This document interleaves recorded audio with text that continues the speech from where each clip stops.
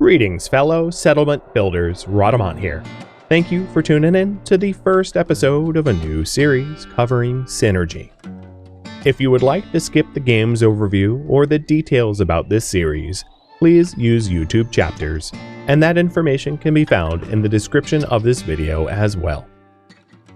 Synergy is a relaxing city builder where humanity must adapt to an ever-changing alien ecosystem in a strange and hostile world.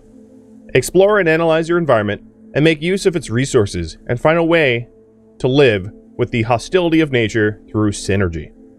It's a game I played last year when it was in early access, and I'm returning to it for its 1.0 release, and it will be a mix of Let's Play and tutorial. And with that said, I'll be starting with the tutorial, so let's get going.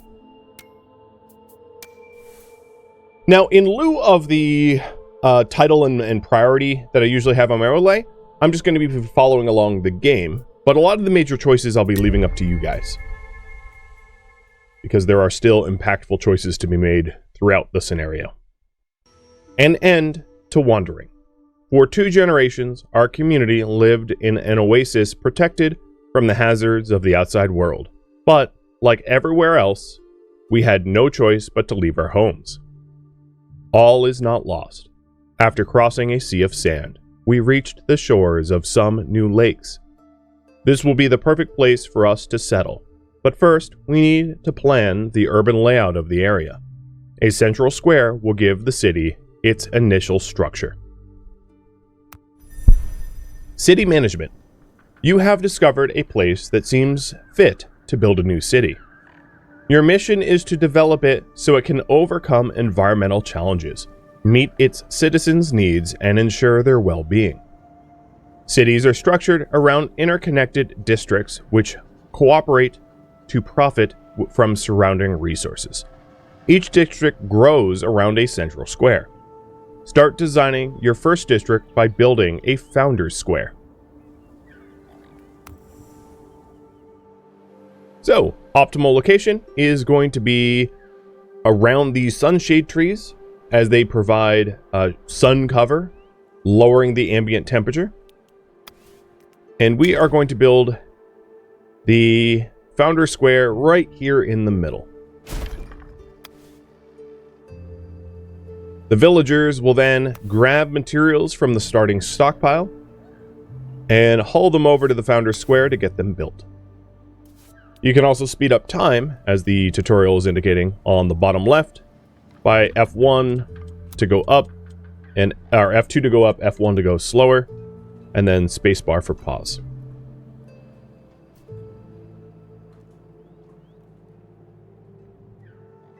For the tutorial, I'm just going to be following along dutifully, rather than making my own choices.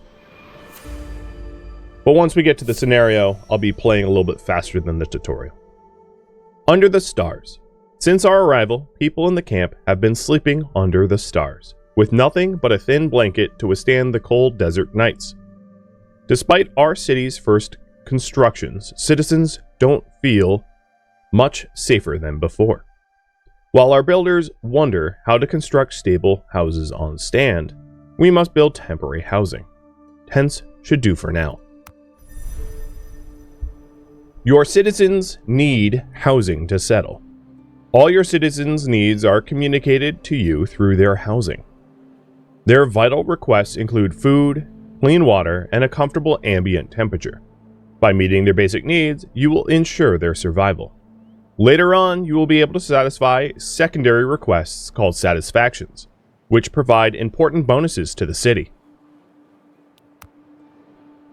When the housing capacity exceeds the number of citizens, children can be born. The more satisfied citizens are, the greater the chances of births. Children don't work, and it takes one entire cycle for them to become adults. The construction of new houses is essential to make the population grow. Still, make sure you can always meet their vital needs. Start by placing some tents in your district area. Housing placed outside the district won't benefit from its satisfaction results. Also, beware of higher temperatures. They can make housing uninhabitable. Look for shaded areas to install your tents. So, in the overlay here, will it let me get access to the overlay? I don't think so. But when we're placing the houses, you can see the 20 out of 60. That is the ambient temperature. So a house here, not shaded by the shade trees, will be quite hot, quite uncomfortable. And as you can see, as we get closer to the shade trees, the temperature of these houses go down dramatically. So 15 or 40, right? And if we get far enough out, it would go up to like 60 and it would be completely, oh yeah, down here is like 70 out of 60, completely uninhabitable. So you need to design your cities using the terrain and biome, the plants and the like, that are around you to your advantage.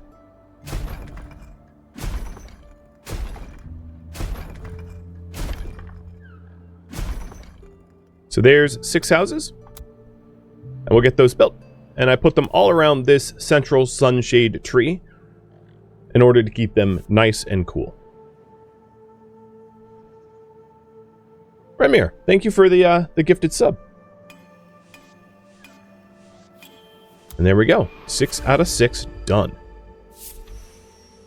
Mining rocks. To really launch our city, we have to stock up on needed materials. Luckily, a small quarry of boreal rock stands just south of the settlement. Also, several citizens have volunteered to extract stones and use them to build a first warehouse.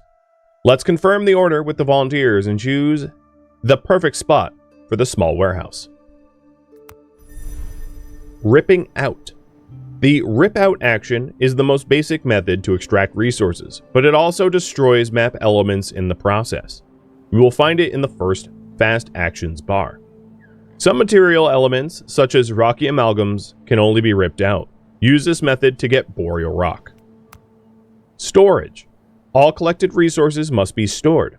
In the water tower, clean or toxic water. In the cellar, food or clean water, which are the resources used by citizens to nourish themselves. In the warehouse, all other resources.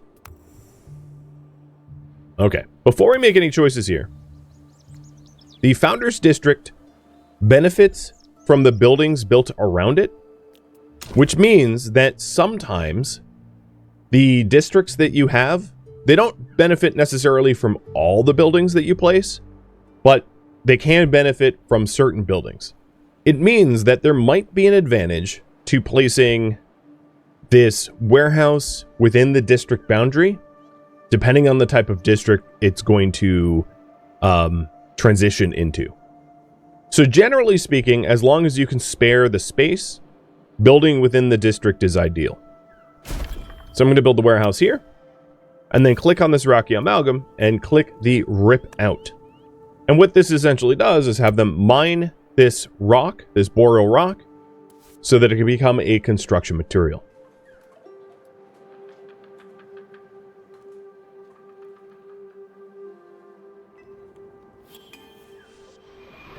And then the worker then delivered it to the warehouse.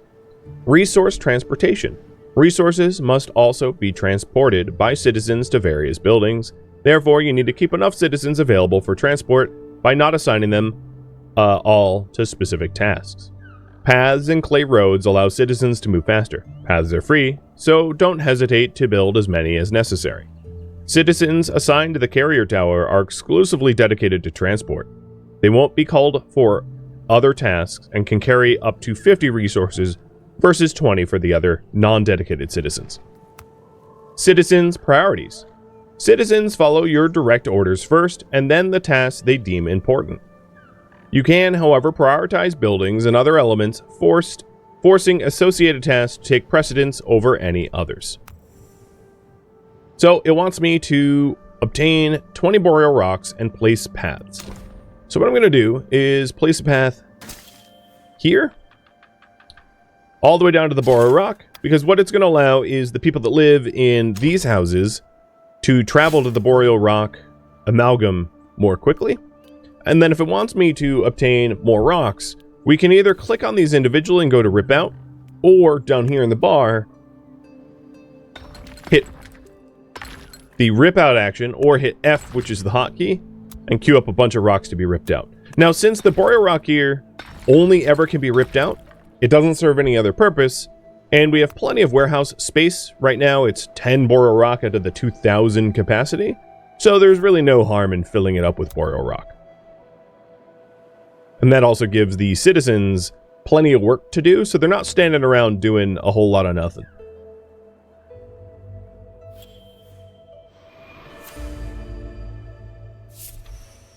Analysis. In the past, our community has tried to collect resources from its environment without understanding it. We have witnessed plants wither, meager groves scorched, and quarries depleted. We must not repeat that mistake again. To better understand the behavior of local specimens, we need to equip our scientists with a field laboratory and send them on expedition to study those species.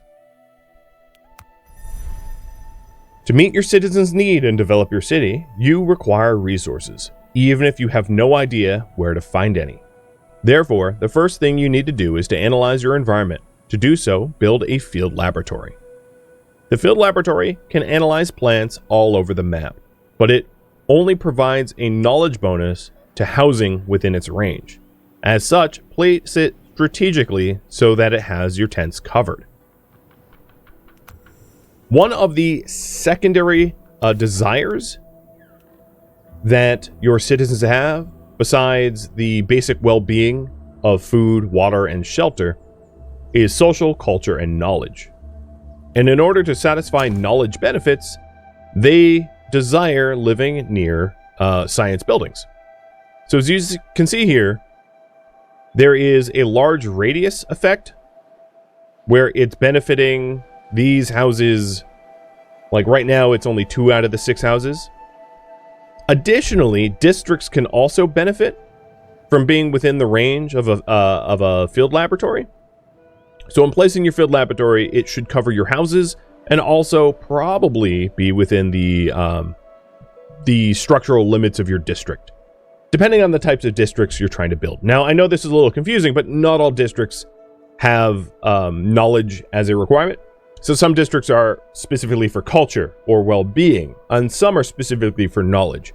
This Founders District is kind of a jack-of-all-trades district. So I'm going to build it here, right on the edge of the district, but also well within the range of all the tents.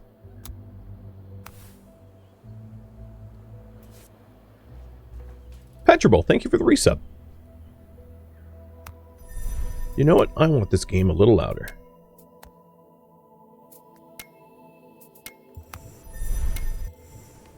So once the field laboratory is built, just now, I'm going to assign a citizen to it, and you assign a citizen up here. So the field laboratory can hire up to 4 citizens. For now, I'm only ever going to put the 1 in. We don't need 4 at the moment. And then we need to analyze a plant that produces sour pods. Environmental analysis. Performing environmental analysis with the field laboratory enables you to learn the characteristics of a nearby plant. This knowledge will help you get resources without harming your citizens or the environment. The first analysis, the surface analysis, gives you the result of the rip-out action and of harvest actions. So you can further study plants through a research tree to gain more actions for the plants, like pruning it, trimming it, reseeding it, etc. Initially, you can just rip them out of the ground or harvest them. And what this is alluding to is some plants will harm you if they're harvested or ripped out of the ground or have some other negative consequences, like ruining the survivability of other plants nearby, because a lot of plants have synergy between one another where they fare better around sister plants. So we need to analyze a plant that produces sour pods. In the tutorial, I think... it actually doesn't tell me what plant it is, but I happen to know. So this Diluvian bush, let's go ahead and set it up for analysis. So in order to do that, this is how it works. You go to your field laboratory, you click add an analysis and a surface analysis. And unlike the last time I played this, where it was really confusing about how to analyze, this just highlights what you can analyze. So what we're going to analyze is a Diluvian bush, and then one of these trees, And as you can see, as I click the bush in the tree, all the other trees go dark without the question marks. Then we're going to do these mushrooms and these weird shoreline crops. And then after that, all the way down here, these petrified giants. And it queues it up so that this one person will do these in order of operation. And in order to speed it up, I'm going to hire a second citizen there. So there's 2 of them working to do 5 analysis jobs. And what happens is they get deployed out to wherever you have them analyze. They collect samples, and then they give you a receipt of the analysis reports. The fruit encased in a pod, whose skin is harder than that of ordinary berries, produces a juice so sour it has been known to make children cry. So, ripping out gives you branches, and picking them with a harvester gives you sour pods. So we have indeed found a plant that gives us sour pods. From poison to ambrosia. The food we brought with us is dwindling by the day, and more citizens are tempted to feed on the local plants and drink the water from the nearby lakes. However, the water is extremely toxic. Also, the local fruit and vegetables are both prickly and weird, and picking them without taking precautions is out of the question. We need to train horticulturalists and build an appropriate workplace for them so that they can start collecting fruit, vegetables, and other blessings from the environment. As for water, we can draw it, store it, and treat it to make it drinkable. Food and catering. To survive, your citizens need to eat regularly. To do so, they need food. When they eat at home, they consume the resources directly from our nearby storage. This is why housing must be placed within range of a storage, such as a cellar. So have 5 houses within range of the cellar. So let's build a cellar. And the cellar, much like the field lab, can benefit from being within a district and also should be covering the sphere of influence around the houses. So I'm going to build the cellar here.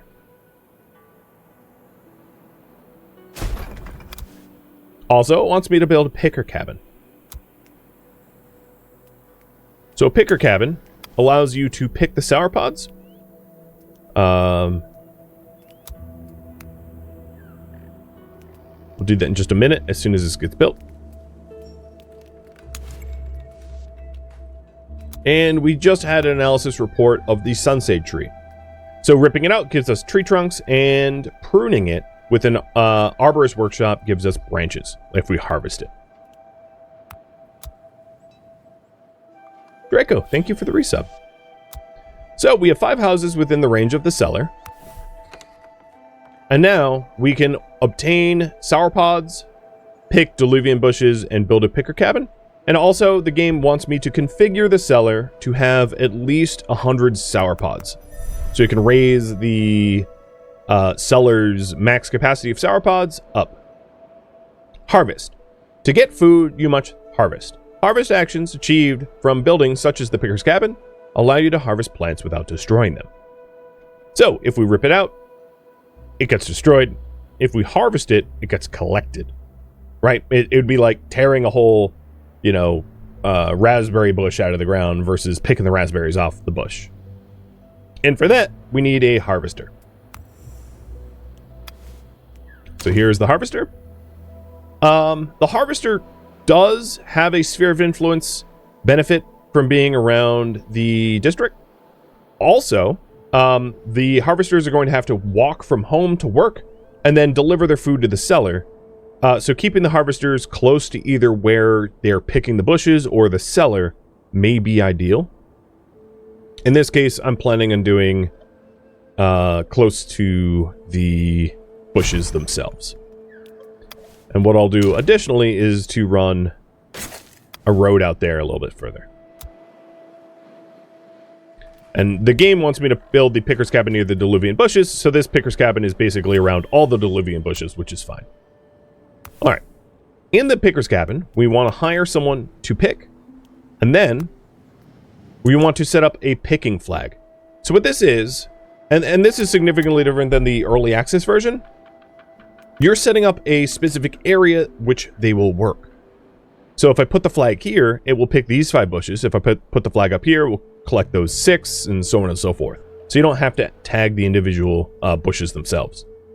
So because these bushes are closest to our colony, I'll put the flag right there, and then say, hey, this flag focus on the Diluvian bush picking for sauropods. And let's go ahead and hire 2 people. And then on top of that, I will set up additional flags in case they pick all the bushes from the first flag, so that they have plenty of sauropods to pick from. They won't run out of... At the moment, even though the tutorial isn't telling me to... Well, I'm going to wait for the tutorial, but I will say I do have some homelessness. So I hope the tutorial pushes me to build more homes. And here's another analysis report for giant fungus. So if we rip it out, we get mushrooms. And if we send an arborist with the harvest action, we get mushrooms, and it still kills the plant. So there's really no way to harvest mushrooms without killing the giant fungus. But if we notch it, it will give us toxic water. So that's alluding to other potential ways to gain resources from your environment. Okay, here's another one. Riverbank fingers. If we harvest it, we gain seeds. If we harvest it with an arborist, we gain toxic water. But there's a chance that people will get sick with intoxication. And if we notch the plant, it just kills it.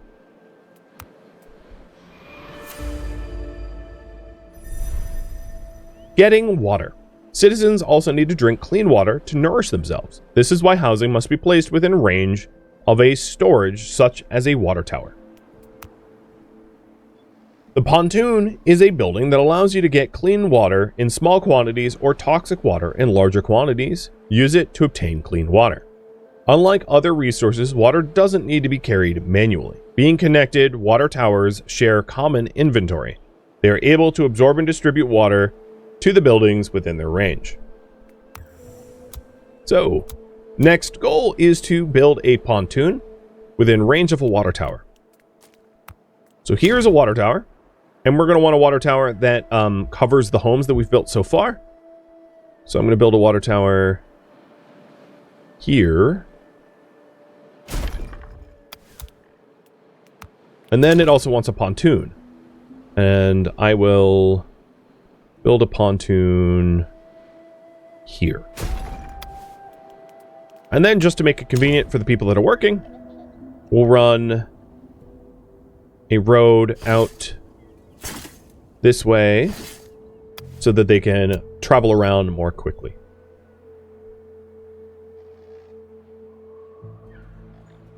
So if we check our cellar now, we have 119 sauropods. And what I can do is I can say max all out, so that it tries to equally distribute the 1,000 capacity between all of the potential things to collect. But in the case that we fill up so many sauropods, the other thing I can do is to increase a lot more sauropod capacity at the reduction of other resources that we aren't commonly collecting, or alternatively, change the amount of people working in the picker cabin if we are getting so many sauropods we just don't know what to do with it.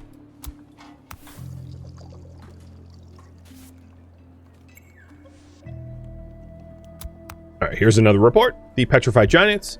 If we rip it out, we gain boreal rocks. If we pick, we gain boreal rocks. And scattering seeds or seeding gives mushrooms. So the petrified giants will provide mushrooms if we scatter seeds around them.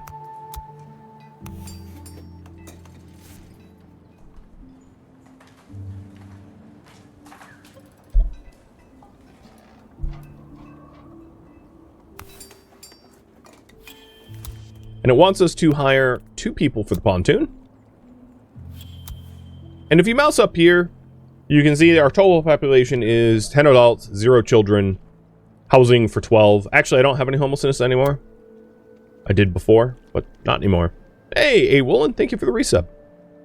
And what we want to do is just the default recipe that they've collected. We can change it if we had the technology for toxic water unlocked. But we're just going to leave it on clean water because that's what the tutorial wants us to do. And it's not 100% efficiency. So if we're impatient about when it's going to happen, I could just shove more workers in there to make it more efficient. So as you can see, this efficiency went from 75 to 150, so that we will have the water for the collecting water mission done sooner. And if you're ever wondering, if you close these, you can always get them back by going to the quest log up here in the top left.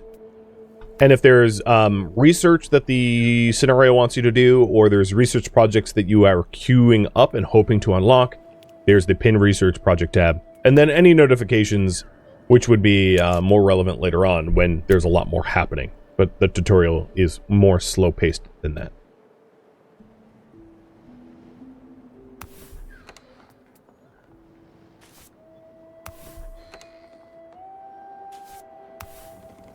All right, we'll have our first water collected very soon.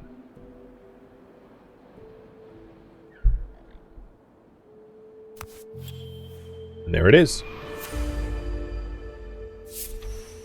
Innovations. Our past is cursed with instability. According to the elders, too often we have barely avoided extinction, and we have never had the occasion to settle and expand our knowledge. Others insist that once we used to have libraries full of wisdom, which sadly failed to survive the environment's hazards. The result is the same regardless. Everything remains to be done. To transform our resources and erect new types of buildings, we will have to construct a research building with all the necessary equipment. Then we will be able to study the projects our citizens care about the most. Additionally, 8 adults and 0 kids join the city. Seasons. The dry season is a recurring challenge for your city. Consult the weather forecast tool to anticipate it and adapt your infrastructure accordingly. During this period, water holes dry up, preventing pontoons from collecting water. As the temperature rises sharply, adapted infrastructures are needed to limit the heat. Moreover, dry seasons will get more intense over time, sometimes marking a definitive rise in temperatures. You will need to find new solutions to face such extreme conditions.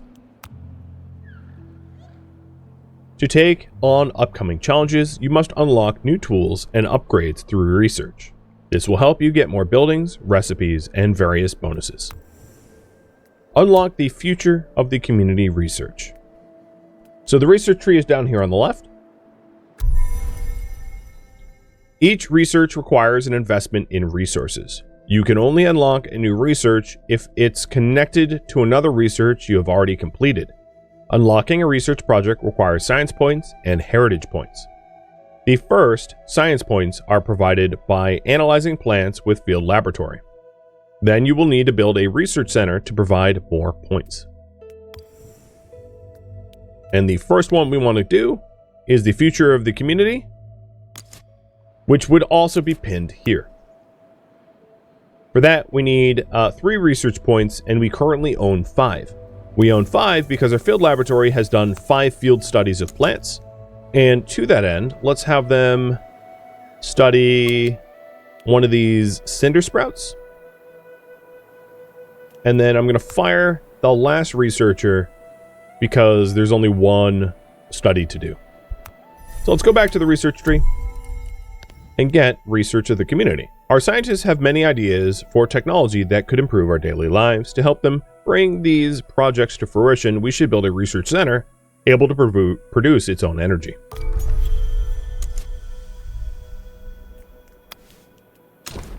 Much like all the other buildings, the research center does have synergies being built within your district, and that will improve the district rating. We'll build it here. Provide a little road. And I'm also going to reduce the amount of people working in the pontoon to 2. So the seasons tool that it was referring to is down here on the bottom left. The next 3 seasons queued up are temperate seasons. So we do not have a dry season pending, which will cause us any trouble.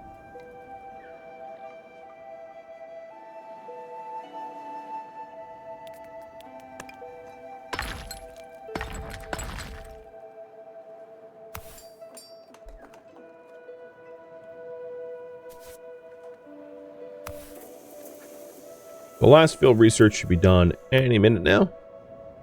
And if you're wondering, the researcher does have to walk all the way out to whatever is being researched and check on it. How long is the season? 40 days. You can see down here in the bottom left that we're day 21 of 40 within this cycle 1. So this is 40 days, 80 days, 120 days. All right, assign 1 citizens to the research center. Done. Districts. Expanding your city requires the development of new districts. By unlocking places through research, you can transform your founder's square into one of 6 advanced places, each matching a type of square, and each with its own specifics. Unlocking extensions requires resources, but these allow you to expand your district zone in any way you want. You must find the plant that provides the necessary resources to upgrade your district. Use your book of knowledge to remember the information you have gathered about your environment. So the last analysis report, ripping out gives bark, picking it gives bark, and seed scattering and seeding will injure your citizens. So it wants me to unlock the tables and green spaces research, upgrade the district to a display square, and build 10 rustic tents. I'm currently at 6 of 10. I'm going to start with the rustic tents because we do have some homelessness that I can solve just by building some houses. So there's, we need 4 more. There's 4 more houses. The researcher wants me to get is up here. And I already have the science points for it, so let's get it. And then upgrade my district to a display square. So clicking the founder square, I can hit upgrade. And here are the choices. We have the green park square. So the green park square is good for well-being and heritage points. We have the display square, which is good for science and social.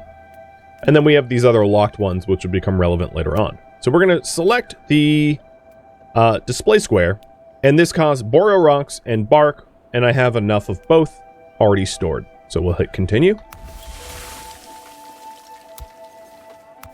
And then the display square will need well, I'll explain how this works in just a moment, but we're about to get done with all the rustic tents. There they go. Resource refining. To obtain certain resources, a refinery stage might be necessary. For example, tools crafted at the forge or dishes consumed by citizens prepared at the kitchen.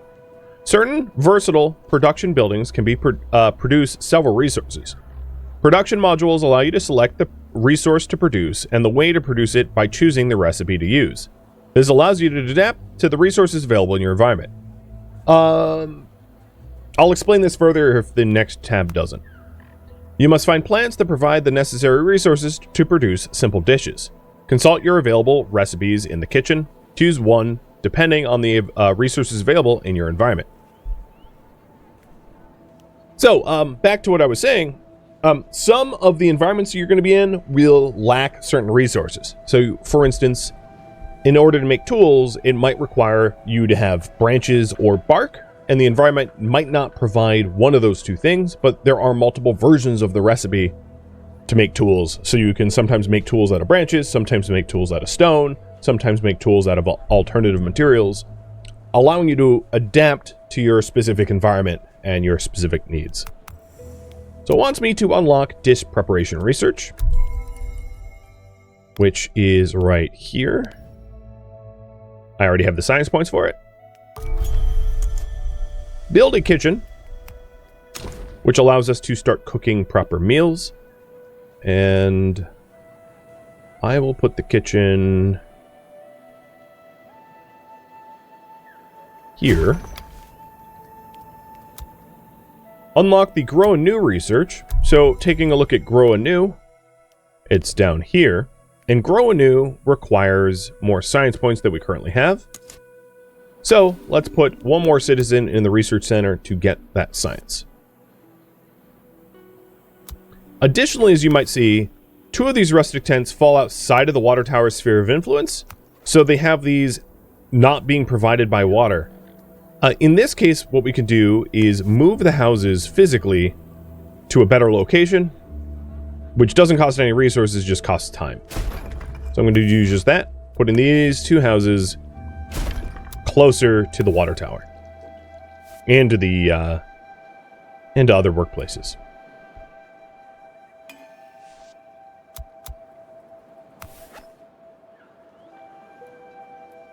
Oh, in this case, this house also now falls outside of our district zone, so I'm going to move it a second time.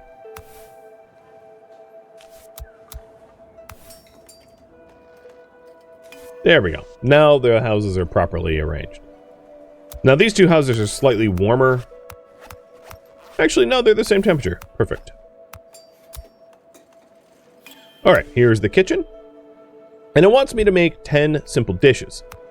So, simple dishes can be seeds and clean water, or mushrooms, or and clean water. So the question I have for you is, I think the game wants me to do the seed route because of the grow anew. So actually, maybe I won't pull for this. So taking a look at the research tree, to grow anew allows us to start collecting seeds from plants. So I feel like the tutorial is pushing me towards the seed porridge. So let's go get that.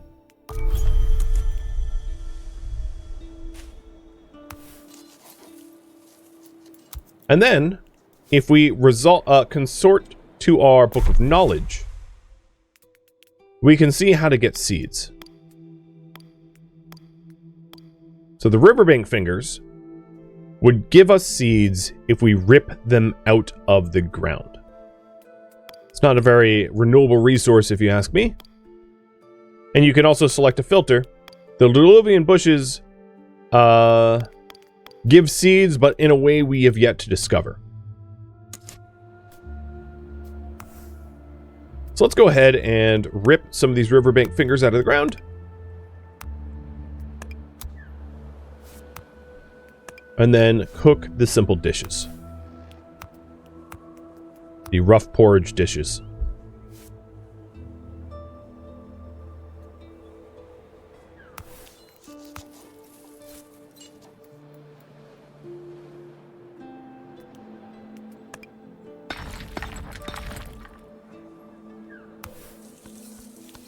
And I'll hire 2 chefs to be able to do it a little bit faster.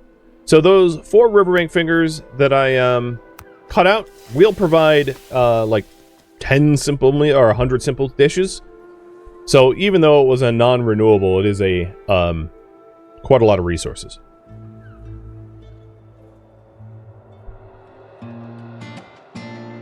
Thank you for tuning in to Synergy, which originally streamed live on Twitch. If you have any feedback or questions for me, let me know in the comments below. If you would like to catch a live stream of mine, Rhadamant.com has my stream schedule and countdown timers to upcoming streams. If you would like to join my online gaming community on Discord, Rhadamant.com has a link to it, as does the description of this video. Thank you so very much for watching. Special thank you to my Twitch subscribers, Patreon patrons, and viewers like you that support the channel and made it all the way to the credit. Thank you so very much. I hope to catch you in next episode or an upcoming stream. Farewell, my fellow survivors of this alien wasteland.